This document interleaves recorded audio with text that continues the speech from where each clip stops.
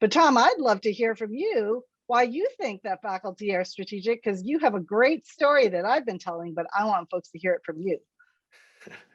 Yeah, glad to. Certainly, faculty have been instrumental in my own life, but I think the story you're referring to is one just a few years ago. I was at a think tank consultation with about maybe 15 or 20 other institutional leaders, thought leaders in the spaces. We were talking about, the topic was the decline of the church and how by 2050 we expect a million people, young people, sort of leaving the faith. The figures are staggering, and what can we do as a church or as ministries to stem the tide, basically reverse the tide of the decline of the church? And so as we brainstormed around the room, a lot of great ideas, what can we do? And what I was just encouraged by was the thing that got the most votes in terms of the most influential lever you could pull, if you could only choose one thing to focus on that would stem the tide, that would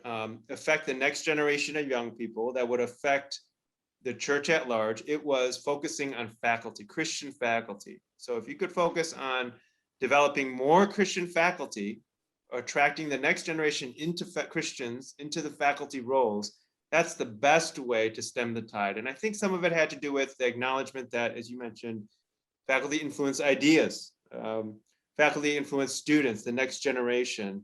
And so if you could pick one thing, faculty. And so so that's the story. And so I'm really encouraged by the ministry we get to do in InterVarsity, and it is strategic for InterVarsity to reach out to faculty.